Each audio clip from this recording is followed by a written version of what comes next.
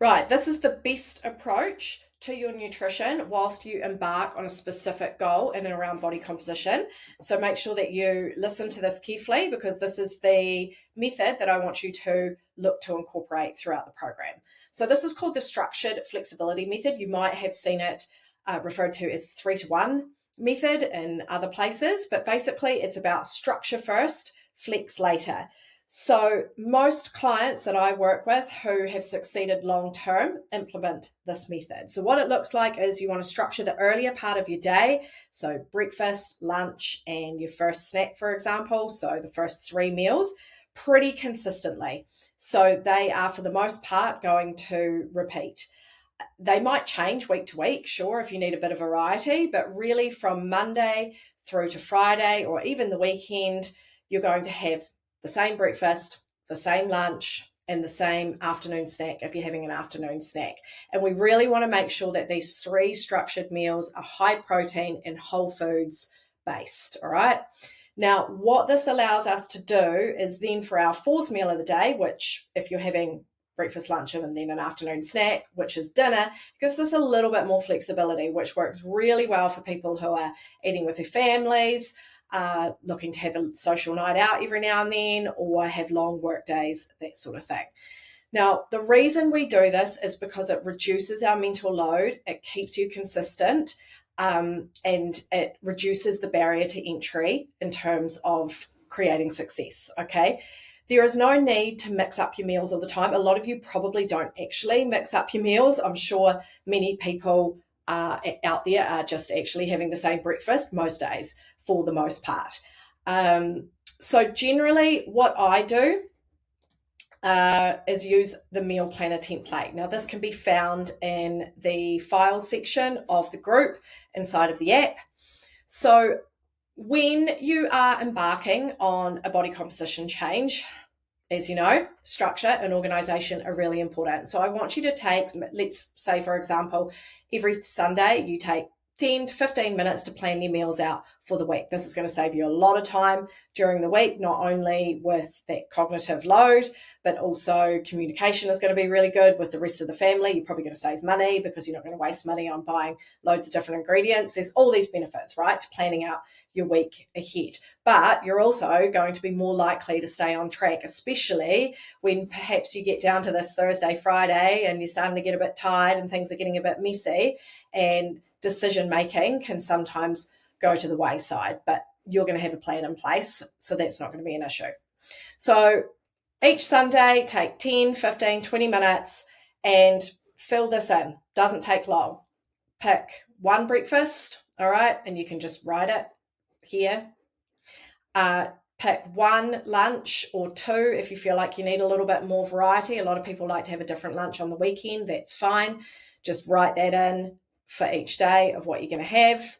But again, if you're picking one lunch and then you're just making it 5 times, making it once, and then you can it's ready to go 5 times throughout the week, that's going to make your week go a lot easier. Pick one snack, or again, 2 if you need variety. Okay, so snack 1, snack 2, snack 1, snack 2. And then you can have dessert as well. So that's one of your snacks, sorry. So we've got snack 1, snack 2, or you can have snack 1 in the afternoon, snack 2 as your dessert. So there's a lot of flexibility here. You have to make it work for you, okay? Then for dinner, you can have some flexibility, but if possible, still have an idea of what these will be. So what I would do here is write the dinners that you're going to have for the week.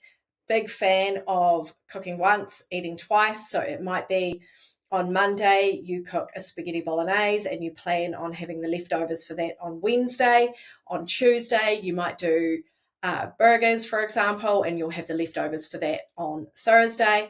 Friday might be takeaway night or survival, get your own night. And then Saturday and Sunday, you might have some other plans in place. But have a plan in place so that you have something loosely that you can follow with your dinners. And then list off your breakfast, your lunch, your snacks, and your desserts here as well. So, and there should be enough space because remember, you're essentially repeating most of them throughout the week. And you can do this each week. Now, I have some clients who are more than happy to have the same thing every single week. not a problem. Other people like myself, I like a little bit more variety. So I will do this each week and I'll change the lunch each week. I might change one of the snacks each week. To be honest, my breakfast just stays the same forever. Every now and then on a Saturday or a Sunday, we might go out for brunch, or I might do a cooked meal at like a cooked bacon and eggs or something like that. Okay. But for the most part, there's consistency there. If you are stuck on what to eat, there's lots of different options.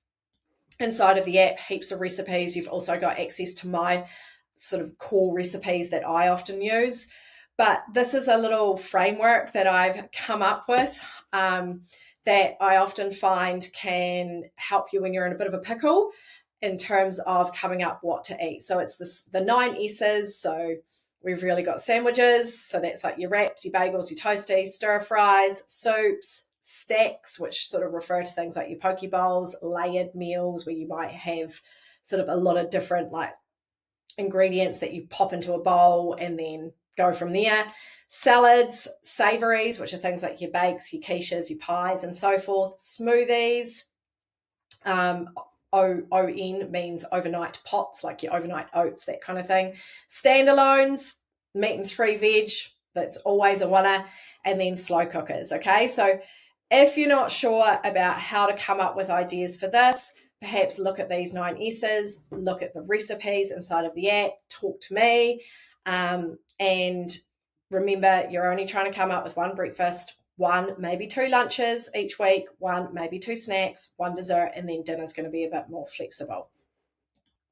Now, tracking, if you are, it's important that tracking your calories is done properly. So please do watch the app tutorials inside of the onboarding section to make sure that you have a good understanding of how it all works.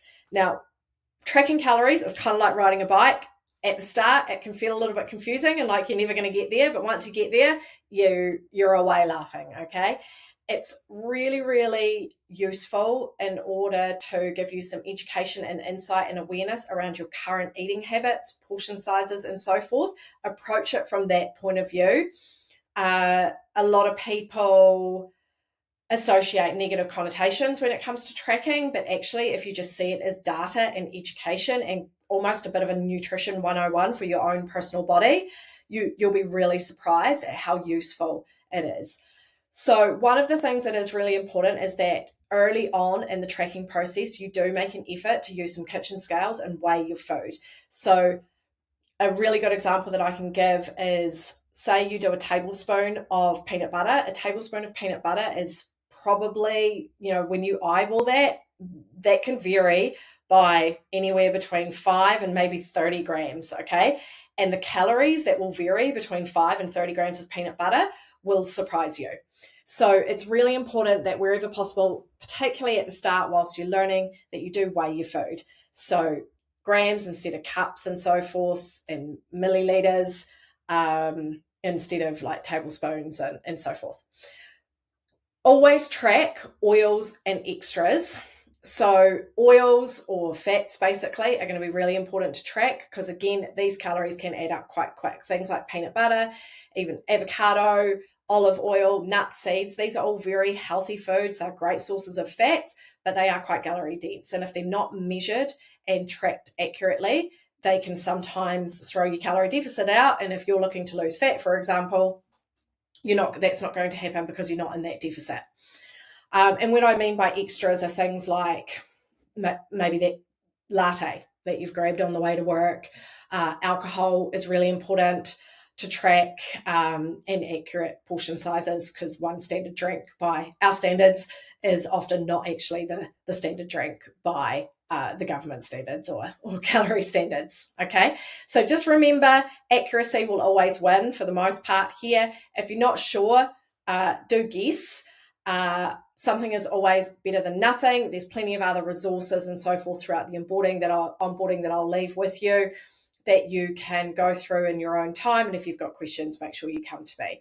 Now, if you're not tracking your calories, this is where structure matters more than ever. This is where you really do have to plan your meals. You have to be very aware of your portions. We have to make an effort to reduce grazing and eat intentionally. So this is really where those habits and behaviors need to be implemented from the start, because that's what's going to ensure that you stay in that deficit, because we don't have the calorie tracking and the data to kind of fill the gaps, so to speak, if things aren't going the way that you want them to go. Okay, going into fasting and nutrient timing. So this is a little bit of a hot topic, but I'm not going to go into it in too much detail, but I am just going to say you do not need to fast to get results. There are no extremes required here. So short eating windows absolutely can work for some people, especially if they help with reducing snacking and improving structure in and around your nutrient timing and meal timing. But for the most part, aggressive fasting, it's just not required. And for many women, it can actually backfire because it can increase stress, it can increase hunger and fatigue, which leads to overeating. And fatigue can mean that you're not training as hard in the gym and you're not getting as many steps in. There's all these flow-on effects, right? So a 12-hour window works for most people.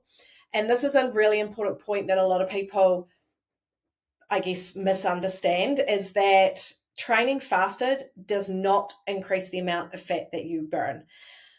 What determines whether you gain fat or you lose fat is that calorie deficit. Regardless of whether you train fasted or not fasted, that calorie deficit is a scientific equation that's created by the amount of calories that you ingest in comparison to the calories that you burn. You do not burn more calories when you're fasted, okay? We do want to also make sure that we fuel around training. So if you do prefer not to have breakfast, which is absolutely fine, or not eat as soon as you wake up first thing in the morning, if you are training, however, wherever possible, I do encourage you to try and have a little bit of fuel on board. This might just be, if you're doing a resistance training session like weightlifting, it might just be half a high protein yogurt or half a scoop of protein powder in some water. If you're doing some more cardio work alongside it, or instead of, you might be having something like half a banana or a bit of like cottage cheese on toast or something like that. This just means that you have more energy in order so that you can perform better in the workout and work harder, but also it allows you to recover better so that you can then keep working out on a consistent basis, which, as you know, it's the consistency and the working out over time that's going to help with your results. We want to make sure that we are eating enough food at regular intervals throughout the day to help with our stress and our hunger control. So fasting is a tool, but it's not always a tool for everybody. And finally, make sure that you do use the resources available to you throughout the program. You don't need to wing it. There's lots of recipes in the app. There's the meal planning template. There's a really handy PDF called Kitchen Keepers and Smart Swaps, which I've made in and around some of the brands and food items that you might want to look to have on the regular at your house. Grocery staples list as well, and more. So these are the files and the PDFs that are housed inside of the group that you would have been allocated to. If you're not sure how to find them, please let me know.